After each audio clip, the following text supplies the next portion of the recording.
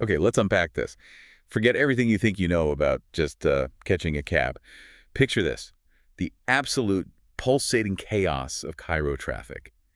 Our sources, they describe it like an epic quest just trying to get anywhere. Seriously, we're talking about a city wrestling with a problem costing billions, billions with a B. Yeah, the sources mentioned $8 billion a year lost just to congestion in Egypt. Yeah. That's a massive pain point. And I was just begging for some kind of digital fix. Exactly, a huge opportunity just sitting there. Definitely. You've got millions of potential riders, a system that, well, worked, but had real frustrations. People were ready for something new, something faster, Yeah. app-based. Right, precisely the kind of challenge that catches the eye of, well, Silicon Valley.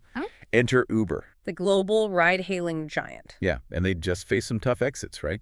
China, Russia, huge markets they had to pull out of. Exactly. So when they looked at North Africa, specifically Cairo, Africa's largest city, young population, connected. It wasn't just another market entry. This felt different, like a tantalizing prize, a place they really felt they needed to win. But, and this is crucial, winning wasn't going to be a cakewalk. The sources are really clear on this. Uber wasn't landing on, untouched ground. No, there was already a major player, a really strong, well-liked competitor. Careem, the homegrown hero, you could say, started right there in the region, out of Dubai. And this is where the story gets super interesting, especially if you're into global strategy, local competition, all that stuff. It wasn't just business as usual. This was shaping up to be a modern tech battle royale. Seriously. A massive fight, really, for who would dominate transport for millions of people across the Middle East and North Africa. Billions of dollars on the line. Huge stakes. So this deep dive, it's all about that rivalry, how this global giant, Uber, ran smack into a really powerful local player, Careem, how they fought this incredibly intense, costly war. And then the twist, how they ended up joining forces, something not many people saw coming. And most importantly, what strategic lessons you, listening right now, can actually pull from this whole saga. Yeah, we're going deep into the sources you've given us. We'll follow the money, the strategies, the pivots, the unexpected turns. Really try to understand this specific, really impactful story. It's a fantastic case study, isn't it? Yeah. Competition, eventual collaboration, all happening in this high-stakes, super dynamic market. Absolutely. So let's set the stage properly. The contenders. Okay, side one, Uber. This is a company basically built for speed, for global expansion, almost like aggressive in its DNA, right? Yeah. Especially back then, the Kalanick era. Oh, yeah. They saw markets as territories to conquer. Simple as that. And like we said, after those big setbacks in Asia, Eastern Europe, succeeding in the Middle East and North Africa, the MENA region, it wasn't just a goal. It felt, critical to their whole story. And they came loaded for bear. Their financial backing was just immense. We're talking serious money, huge investments. That $3.5 billion from Saudi Arabia's Public Investment Fund, the PIF. Their sovereign wealth fund, yeah. Yeah. And SoftBank later on, too. This wasn't some little startup testing the waters. No, this was a titan, a giant with a massive war chest, basically ready to spend whatever it took to win. And they grew incredibly fast. The sources say by 2017, just in Egypt, they already had 157,000 drivers, 4 million users. Wow, huge numbers. Okay, so that's Uber. Then you have Careem, founded in Dubai, 2012, Mudosir Sheikha, Magnus Olson. And right from the get-go, their strategy just felt different. It really did. Instead of that immediate global scale push, they went deep regionally. They understood the area. And they spread faster across the region itself. That's interesting. Yeah, the numbers are telling. By late 2018, Careem was in 98 cities across the MENA, even poking into Pakistan and Turkey. Uber, in that same core geography, was in about 23. So Careem had much wider regional coverage. Much wider, and this is where that localization lesson just screams out at you from the sources. Right. Careem wasn't just like dropping a standard Silicon Valley app into Cairo or Riyadh. Not at all. They got the local context. Offering cash payments, for example. That was absolutely massive in markets where not everyone has or uses credit cards. Total game changer. Okay, yeah, that makes sense. What else? Features like advanced bookings, customer service that felt, well, culturally tuned in. Even small things like their logo was friendly, had this little wink, it all added up. It built trust, right? That regional loyalty. Something Uber, coming in from the outside, maybe didn't have initially. Exactly. And the sources point out they hired local teams, they understood the nuances of local rules, they even did things like empowering women drivers in places like Egypt. That was a big deal culturally. I remember reading that Business Insider quote. Something about the Careem experience being so smooth it made it obvious why Uber wanted it. Yeah, that quote really nails it. They built genuine value by being local first. They weren't just a copycat. Okay, so the picture is clear. Uber, global scale, tons of cash, aggressive playbook. Check. And Careem. Right. Already there, strong first mover advantage in many places, deep local knowledge, and a loyal user base built on trust. The stage was absolutely set for a clash. Oh, definitely. A major conflict was brewing. And boy, did they get one. The battle for market share, it just got incredibly intense. Uber rolls in with that classic outspend them, out-hustle them mindset, just pour money into grabbing market share. But Careem wasn't just going to roll over. Yeah. They had their own success. They were attracting serious investment, too. Right, they weren't backing down. And the most obvious sign of this fight, the price war. A really brutal price war that kicked off around 2016. Oh, yeah, the price war. The sources really paint a picture of that.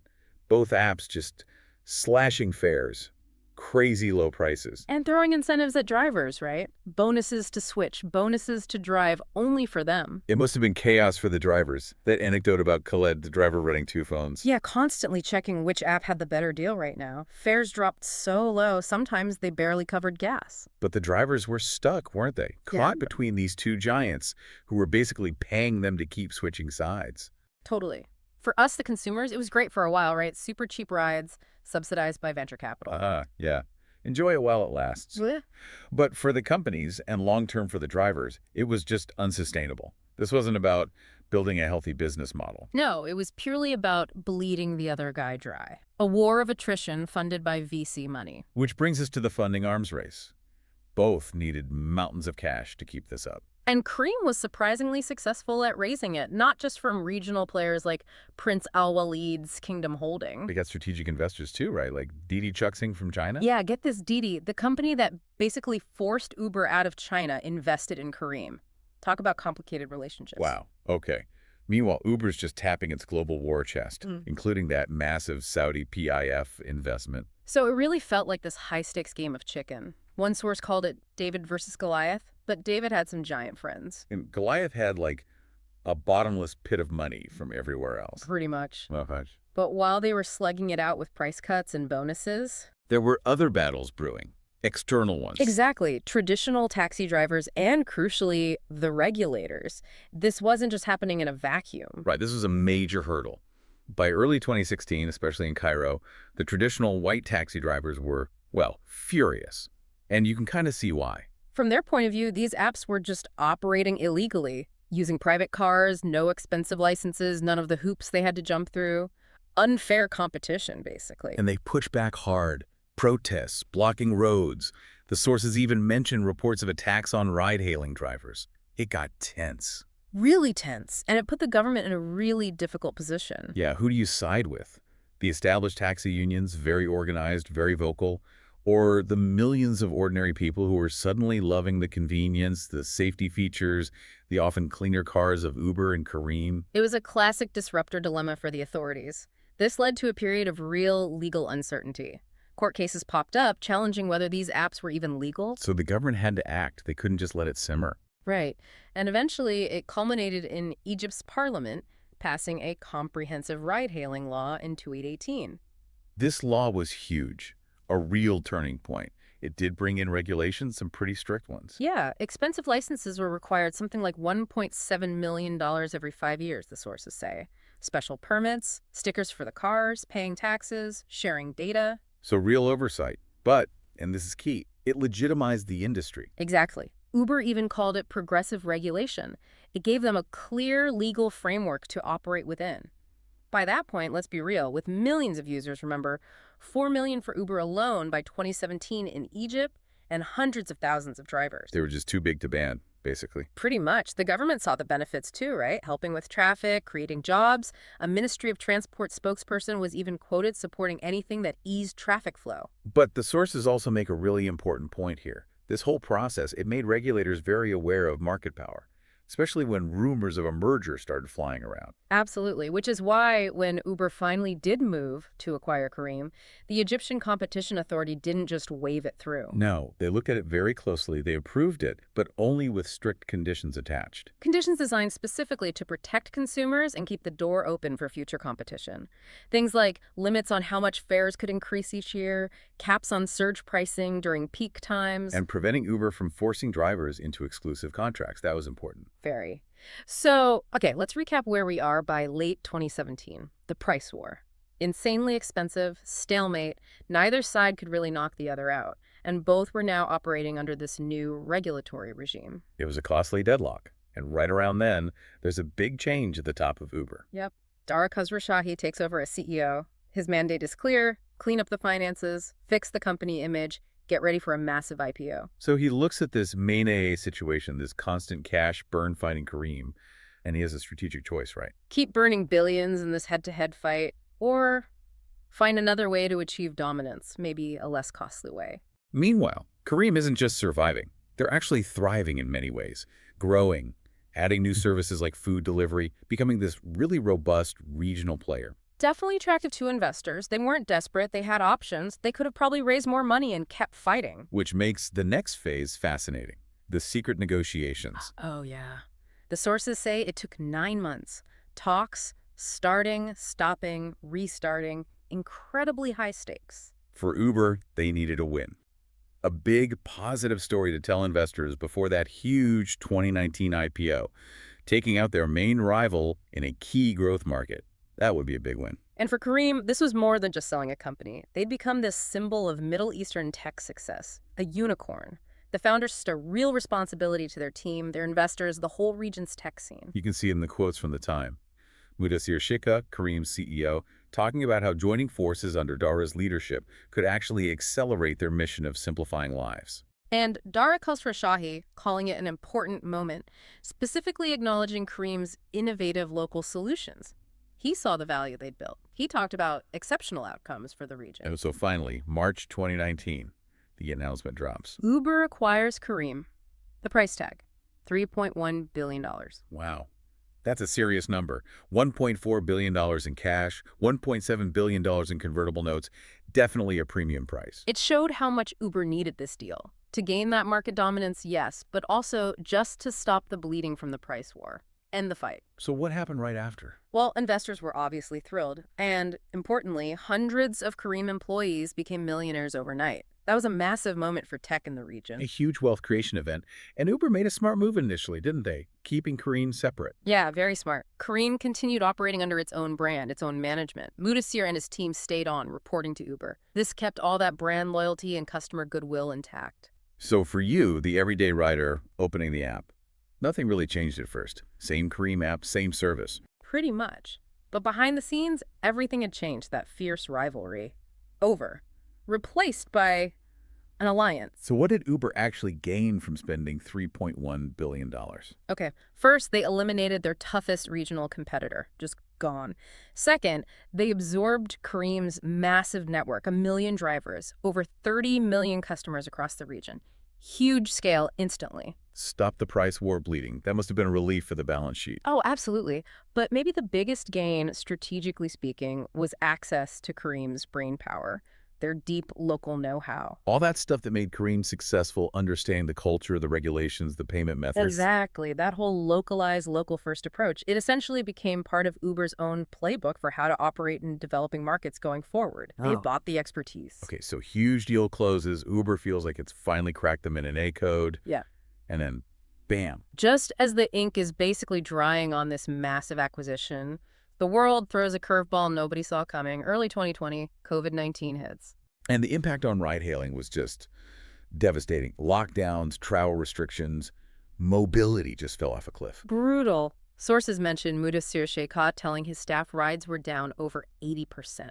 80%. He said it put the company's future at significant risk. That must have been terrifying. And it led to really tough decisions. Painful ones. Careem had to lay off 536 people, about 31% of their staff. They had to suspend services like Careem BUS because nobody was commuting. And Uber was making huge cuts globally too, right? Absolutely, it was an industry-wide crisis. But, and this is important, being part of Uber probably saved Careem. How so? Well, Uber's financial strength provided a critical safety net. They could help Careem weather that storm in a way that might have been impossible if Careem was still an independent company burning through cash reserves. Okay. And Careem didn't just sit still, did they? Yeah. They pivoted. They made a really smart strategic pivot. Leveraging their platform, their local presence, they doubled down on deliveries and payments. Evolving into what they now call a super app, right? Exactly. Adding grocery delivery, courier services, mobile payments, becoming much more than just rides. And wasn't there a point where Uber actually shut down its own food delivery in some markets and handed it to Careem? Yeah, in the UAE, Uber shut down Uber Eats and basically said, okay, Careem, you handle food delivery here. That showed real confidence in Careem's local execution, even after the acquisition. Interesting. So eventually, lockdowns ease, rides start coming back. Slowly but surely, new safety rules, masks, sanitizer, the usual. Ride-hailing showed it was pretty resilient, and actually it became a vital source of income for many people who lost jobs elsewhere during the economic fallout. But the market didn't just snap back to the Uber-Careem duopoly, did it? No, the landscape kept evolving. The vacuum left by the intense price war, and maybe Uber pulling out of some markets like Morocco earlier, it created openings. New challengers popped up. Yeah, often very localized ones. Companies like Heech moving into Morocco after Uber left in 2018. Yango, backed by Russia's Yandex, appearing in Algeria by 2023. And those local startups, we heard about Yassir in Algeria, Sidouiviel in Egypt doing bus transit, Haaland with tuk-tuks and finance. Exactly. They all started carving out specific niches. It really suggests that maybe no single global giant can truly own every aspect of transport and logistics in such a diverse region. There's room for specialists. Okay, so fast forward again. We're now in 2022, 2023. The Uber-Careem relationship itself starts to change again. It does. Uber seemed to recognize that Careem's big ambition, that super app vision, needed its own dedicated focus, maybe even separate funding, distinct from the core ride-hailing business, which was now firmly under Uber's control. Which led to another major development. The big one in 2023. Emirates Telecom, the big UAE telco known as ENN, invests $400 million. Wow, $400 million. For what exactly? To take a majority stake specifically in Careem's super app business, they essentially spun it off into a separate company. Okay, so how does that work now? Who owns what? It's kind of neat. Careem's original ride-hailing business, still 100% owned by Uber. That's their core focus. Got it. But the super app side, all the deliveries, payments, groceries, etc., that's now a joint venture. Majority owned by EM, with Uber still holding a stake. And crucially, the 3 original Careem founders also have ownership. Ah, so the founders get back some control over that part. Exactly. Renewed autonomy, as the sources put it. It lets Uber concentrate on winning ride-hailing, while the Careem founders can really drive that super app vision forward with fresh capital from EM. And the Careem brand lives on, stronger than ever in a way. Not just rides, but this whole digital platform. It's a testament to what they built, really. Mudassir Sheikha said it showed Uber's trust in their vision beyond just getting people from A to B. And for Ian, it's a huge strategic play to leverage Careem's platform for their own digital services expansion.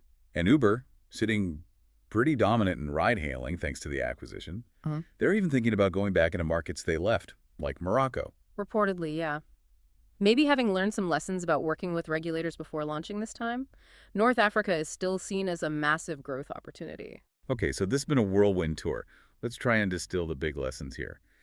If you're a strategist or just fascinated by these global-local battles, what should you take away?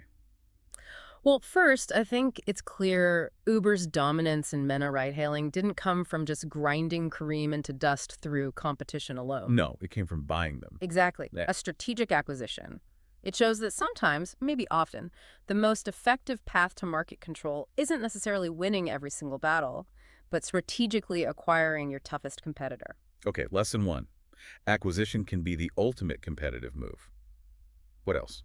Second, the role of regulators is absolutely critical. We saw that with the Egyptian Competition Authority. Right, putting those conditions on the merger price caps, Yeah. no driver exclusivity. Yeah, they stepped in to prevent what they feared could become an unchecked monopoly. It shows how regulation shapes the landscape for consumers and drivers long after the initial fight seems over.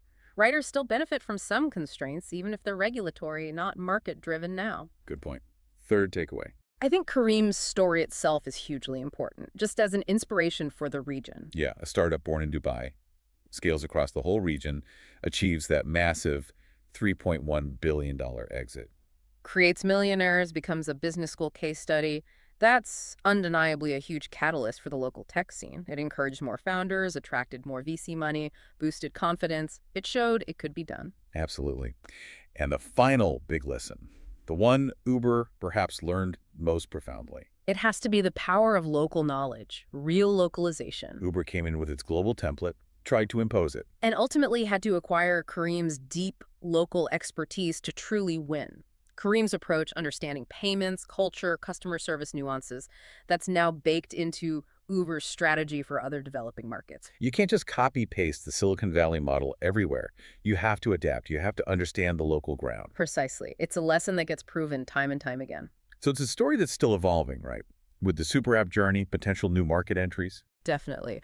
But those core chapters, the competition, the regulation, the massive M&A deal they offer, just incredible insights. Okay, so from those chaotic Cairo streets and that multi-billion-dollar problem, To Silicon Valley ambition meeting Dubai ingenuity, a brutal price war, regulatory fights, a game-changing merger. navigating a global pandemic, and then this strategic partnership and spinoff. It really has been quite a ride, hasn't it? Absolutely. And it's worth remembering this deep dive. It's based on, news reports, company statements, public records available at the time. Right, we're piecing together the story for you from what's out there in the public domain. And ultimately, it wasn't just about who won the initial fight. It was about how competition itself transformed through this alliance. It reshaped transportation, digital services, everything across a huge and vital part of the world. So as you think about this whole journey, the intense rivalry, the money burn, the strategic buyout, the spin-off, here's a final thought to chew on.